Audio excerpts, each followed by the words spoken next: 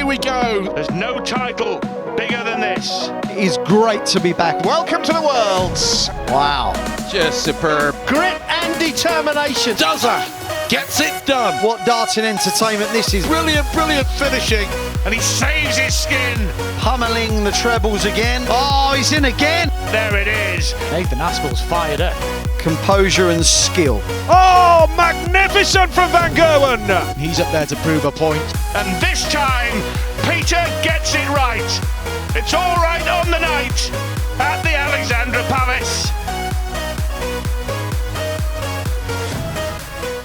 Hello and welcome to On The Wire. It's day 3 of the William Hill World Darts Championship. I'm Dan Dawson in our little one-show studio. This is Chris Murphy, Magic Murph, and we're going to talk about day 3 of the World Championship. A real international feel to this one. 16 players from 13 different countries, including Japan, the Philippines, Portugal, Croatia as well, big bad Boris Karchmar. Is that a record, Chris Murphy? Do you know what? I'm not sure at all, but probably I've got a man who knows. Am I right to text him, find out? Who have you got? PDPA stats expert Andy Scott. I reckon I can beat that. I reckon little Richard Ashdown is the stats dwarf to go to for this. You're taking my Andy Scott and raising. Yeah, I am. Right, I'll tell you, right. Let's do it. Right, we're going to do this over the course of this show. So, is 13 nations a record to play on one day at the World Championship? That's the question. Richard Ashdown versus Andy Scott. Right. Are you going to get, right? You ready? Go on. Right, send. Right, we'll see which one gets back quickest. Before we talk about this really international day, let's talk about yesterday. 2 sessions of darts again.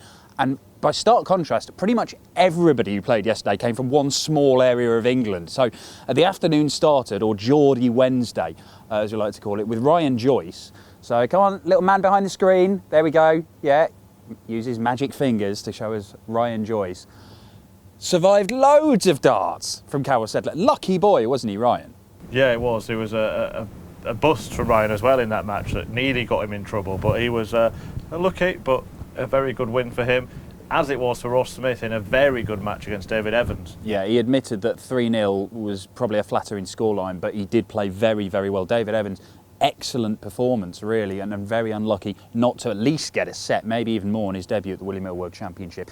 Willie O'Connor, he said he was put off by Neil Zonneveld being nervous. He said he didn't appreciate all the nerves that he sort of pushed onto him, but got the job done, sets up an All-Ireland clash with Darryl Gurney today. I think he'd be more put off if Gurney averages 110 in that one. I think he'd quite like Darryl to play like Neil's did yesterday. I think so. And Chris Dobie, this was, at this stage, the game of the tournament. 2-0 down to Jeff Smith, Canada's #1. And Dobie, very, very impressive.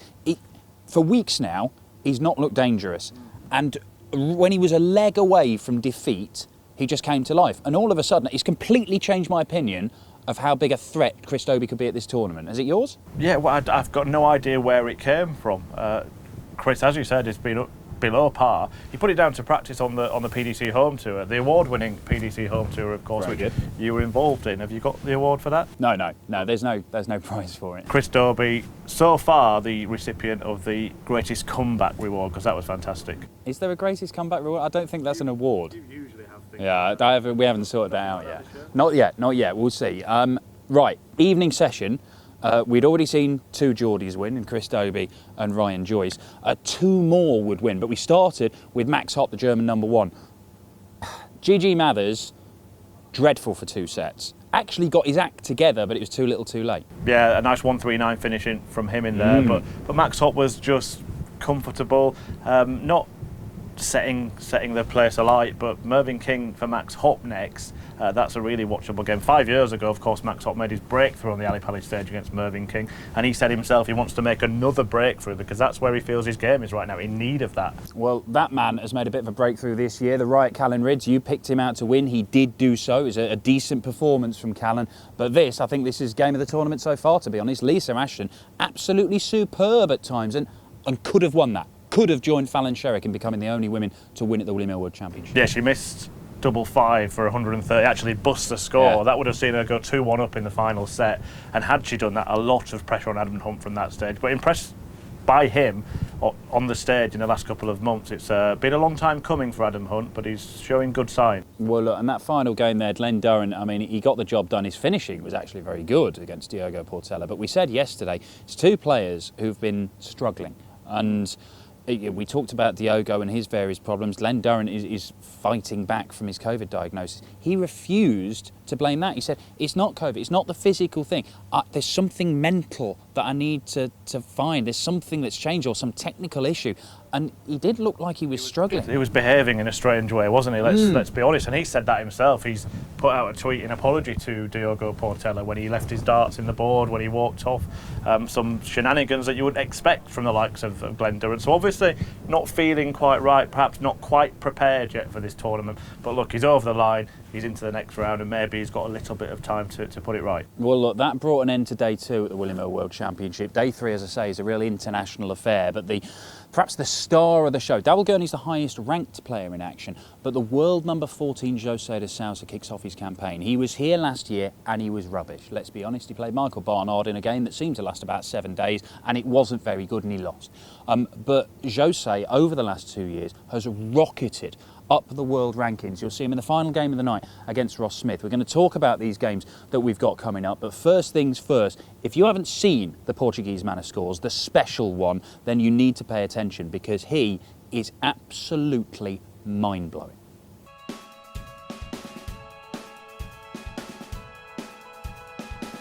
I'm carpenter. I make kitchens. Last year I was working kitchens, and in July I have to put my work outside and start to dedicate 100% to the darts because now it's my job. We don't have possibility help from nobody. If you want to make something, we have to pay all from our pocket. So it's difficult to come and play, example, a cold school. You have to pay everything, and if you don't win the tour card, you come with nothing. So it's not easy. Steadies himself. He knows what he can achieve. And does! A 9-darter. What a leg that was. It was amazing. I mean, make 9 darts in the big stage, television, it's very difficult. All the best players can do that. So I'm not the best player, but I think I make a history. If I can play my game, I can do anything. When I say anything, it's something impossible, maybe for the 95% the players. I don't know if I can do that in the future. I try to make my game always solid. It's the only way you can play here. And Glenn Durrant, he say a couple times, he speak with me and he says, you are much better than me.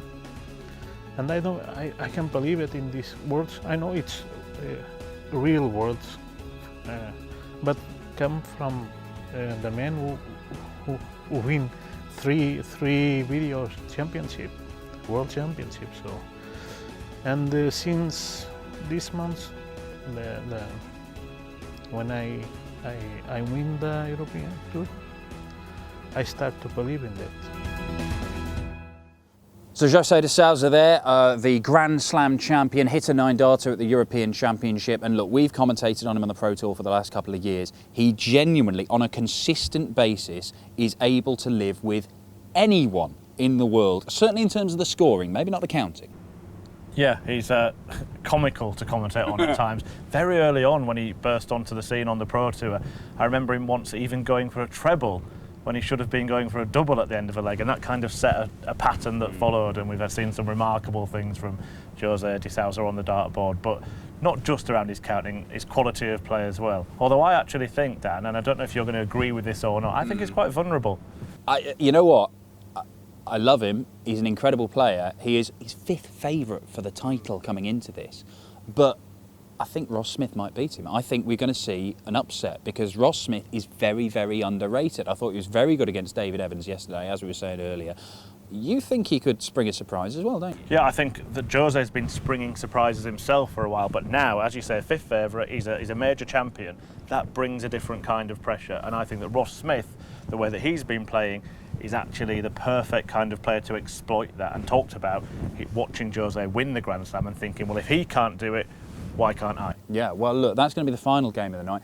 We start with Luke Woodhouse versus Jamie Lewis. Now, Jamie Lewis has talked quite openly, a bit like Diogo, of the problems that he's faced and that the help that he's sought. I don't want it to all be about that with Jamie, though, because the fact is he came through the last chance PDPA qualifier, so it's the last chance saloon in just getting to the tournament. He hadn't done enough to qualify over the previous 12 months. But last time he did that was 3 years ago. He went all the way to the semis. It's the best we've ever seen Jamie Lewis play. Beat Peter Wright that year. Yeah, again, a player who is obviously very able, but seems to produce his best stuff when he's being written off, and that's exactly the position he finds himself in. I will just say on the help that he's got, we saw him on the European Tour a couple of months ago, put in a really bad performance, didn't look comfortable on stage at all, and when he came back from that, he reached out, he got help, and he's kind of revealed that had he not been a few weeks into his kind of recovery process, seeing a counsellor through the PDPA Sporting Chance and all that, he probably wouldn't have bothered to enter the World Championship qualifier. So that's how significant getting help for him has been. And as you said, who knows what he can do from here, feeling like a different man. Well, look, who knows what he can do, but he's got the opportunity and it's a chance he can take. But then again, Luke Woodhouse is a guy who's had some high-profile wins on this stage, notably beating Michael Smith at the World Championship, and Luke Woodhouse hitting a 9-darter on the PDC award-winning home tour as well, the first iteration of it.